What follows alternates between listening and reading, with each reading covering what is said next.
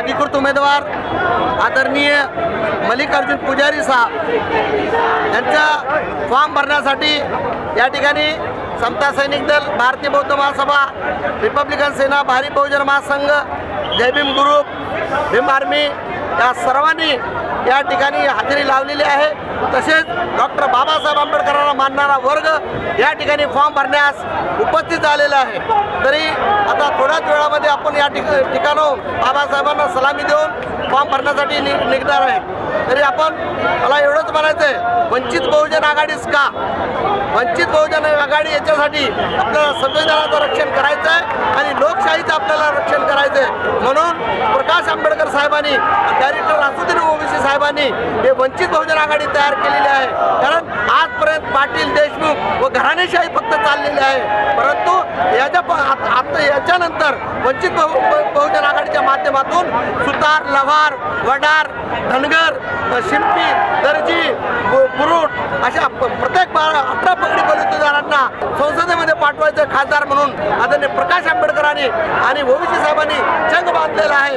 तरी सर्वांनी आता आपण या ठिकाणी ओनली वन डॉक्टर बाबासाहेब आंबेडकरांचे नातू व आपले रासुद्दीन ओवैसी यांच्या पाठीमागे खंबीर राहून संविधानाचा व लोकशाहीचा आपल्याला रक्षण करायचं आहे। म्हणून ही वंचित आघाडी आपल्याला हवी आहे। आपण पाहिलं 18 पगडी जाती धर्मांच्या लोकांना डॉक्टर बाबासाहेब आंबेडकरांनी न्याय देऊन गेलेला आहे। तर ही जातीवादी सरकार या संविधानाला छेडछाड करतोय, संविधानाची परत फाडून जाळून टाकतोय, संविधानामध्ये अदलाबदल करण्याचा प्रयत्न करत आहे। म्हणून आपल्याला संविधानाचं रक्षण करण्यासाठी रासुद्दीन ओवैसी आणि प्रकाश आंबेडकरांची गरज आहे। म्हणून आपल्याला वंचित बहुजन आघाडीला मतदान करायचं आहे आणि वंचित बहुजन आघाडीच्या उमेदवाराला 48 उमेदवार निवडून आणायचं, हे संघ आपल्याला आज बांधायचं आहे। म्हणून या ठिकाणी आपण सर्व धर्माचे लोक उपस्थित झालेले आहेत। या ठिकाणी रासुद्दीन ओवैसी साहेब एक खासदार या बहुजन समाजाचा प्रश्न घेऊन संसदेत आवाज उचलत आहे। तरी या संसदेमध्ये वंचित बहुजन आघाडीचे उमेदवार खासदार जर निवडून गेले तर आपल्या बहुजनाचा प्रश्न सॉल्व्ह होणार आहे आणि बहुजनाला न्याय मिळणार आहे। मग या ठिकाणी मनोवाद्यांची, जातीवाद्यांची कसल्याही प्रकारे त्या ठिकाणी चालणार नाही। वल्लभ बाबासाहेब आंबेडकरांचे नातू व प्रकाश आंबेडकर यांच्या सर्व काय या ठिकाणी लाभणार आहे। म्हणून मित्रांनो, पूर्ण महाराष्ट्रावर वंचित बहुजन आघाडीला सहकार्य करा आणि आदरणीय बाळासाहेब आंबेडकर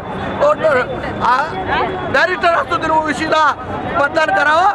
हेच मी तुम्हाला आजच्या दिनी फॉर्म भरण्याच्या दिनी बोलत आहे। जय भीम, जय महाराष्ट्र।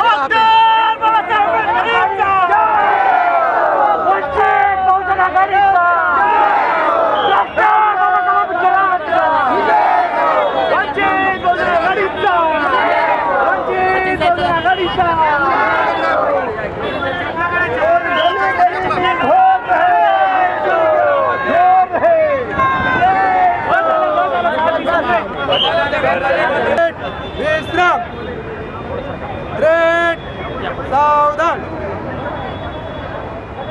जनरल सलामी देंगे सब। जनरल सलामी दो। जय भीम, जय भीम, जय भीम। येते तुमच्याकडे घेऊन या थोडं सरकार येते मागे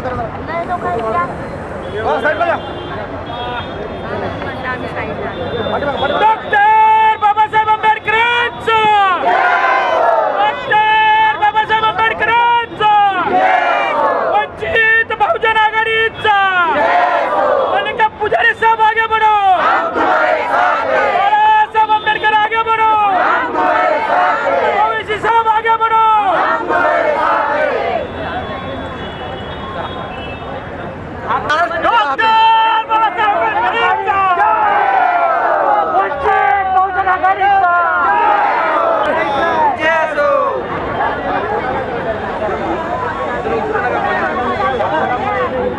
वंचित बहुजन आघाडीचा हिंद मजलिस इत्तेहादुल मुस्लिमीन जिंदाबाद। नमस्कार, स्वागत आहे। मतदारसंघामध्ये आज बहुजन वंचित आघाडीचे जे उमेदवार आहेत मल्लिकार्जुन पुजारी हे आज आपला अर्ज दाखल करणार आहेत। आपण ते बघू शकतो बोललो की संपूर्ण महाराष्ट्रामध्ये बहुजन वंचित आघाडी बरोबर MIM ची सुद्धा युती झालेली आहे। आपण माझ्या मागे बघू शकतो MIM आणि बहुजन वंचित आघाडीचे जे सर्व कार्यकर्ते स्थाना स्टेशन जवळ जमा झालेले आहेत। आता यांची जी रॅली आहे ती मल्लिकार्जुन पुजारी जे उमेदवार आहेत त्यांच्याबरोबर फॉर्म भरायला जाणार आहेत। स्वतः उमेदवार मल्लिकार्जुन पुजारी आपल्यासोबत आहेत। बहुजन वंचित आघाडीची जेव्हा स्थापना झाली त्यानंतर सभा आजपर्यंत घेण्यात आलेला आहे। अभूतपूर्व असा प्रतिसाद त्यांना मिळतोय। या सभांमध्ये जी गर्दी होती किंवा आता तुमच्या पाठीमागे ही जी कार्यकर्त्यांची गर्दी आहे ती सर्व मतांमध्ये परावर्तित होईल असं वाटतं तुम्हाला? 100% होणार आहे, कारण हे पैसे देऊन आणलेली माणसं नाही। बाळासाहेबांवर प्रेम करणारे आणि ओवेसीवर प्रेम करणारे ठाणे लोकसभा मतदारसंघामधून तुम्ही फॉर्म भरताय, कुठले असे मुद्दे ज्याच्यावर तुम्ही कॉन्सन्ट्रेट करणार, कुठल्या मुद्द्यांवर निवडणूक लढवणार आहात? मला सांगा, कुठले असे मुद्दे नाही आहेत? मुद्दे आहेत ठाण्यामध्ये। 5 वर्ष झालं या सरकारने काय केले सर्व ठाण्याच्या जनतेला माहिती आहे। आणि ही आजची निवडणूक जे बाळासाहेबांनी वंचित आघाडीच्या माध्यमातून केलं आहे तर ते निवडणूक नसून ही संविधान वाचवायची चळवळ आहे आमची। म्हणून हे माझे सगळे बांधव या चळवळीत सहभाग झालेले आहे आणि मी बाळासाहेबांचा हात बळकट करण्यासाठी आज नवी आपल्या ठाणे लोकसभेमधून उमेदवारी लढली। जेव्हा तुमची उमेदवारी घोषित झाली त्यानंतर तुम्ही मतदारसंघामध्ये फिरताय, लोकांच्या घरोघरी जाताय, लोकांचा काय प्रतिसाद आहे आणि लोकांच्या काय भावना आहेत या मतदारसंघाबद्दल? साहेब, मी जिथे जिथे जातो ते सगळे स्वतःच कार्यक्रम अरेंज करतात आणि मला सुद्धा पाण्याच्या बॉटल सुद्धा ते माझे बांधव आणून देतात। त्याच्यावरूनच कळतंय की लोकांमध्ये किती परिवर्तन झालेले आहे। काय वाटतं तुम्हाला विजय होईल? 100% आजच विजय झालेला आहे मला। नक्कीच बहुजन वंचित आघाडीचे जे उमेदवार आहेत मल्लिकार्जुन पुजारी त्यांचा विजय होईल अशी त्यांची आशा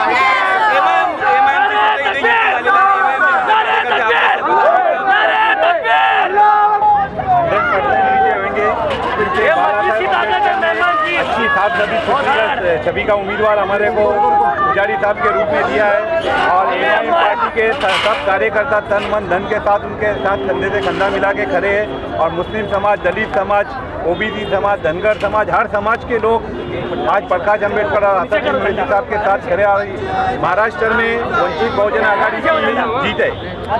ऐसे कौन से मुद्दे हैं जो इस लोकसभा चुनाव में आप लोग इस मुद्दों पे ये चुनाव लड़ने वाले हो? अभी साहब आपको तो मालूम है मुद्दे इतने हैं कि हम बोल भी नहीं सकते। तो कांग्रेस ने भी दलितों को, मुसलमानों को, जितनी पिछड़ी जात है सबको कांग्रेस ने ही उतना लूटा है और उतना ही जुल्म BJP और शिवसेना ने भी किया है। खाली मुसलमानों और दलितों के वोट लेके ये आगे बढ़ते गए। आज आप कहीं पे भी जाएंगे, झोपड़पट्टी का इलाका देखो तो वहाँ पे आपको दिखेगा या तो एक तो कोई मुस्लिम या तो कोई दलित रहता है। ये हाल है मुसलमानों के और दलितों का। इसके लिए ये वंचित आघाड़ी के साथ आज हर समाज के लोग हैं और 100% वंचित आघाड़ी की जीत है।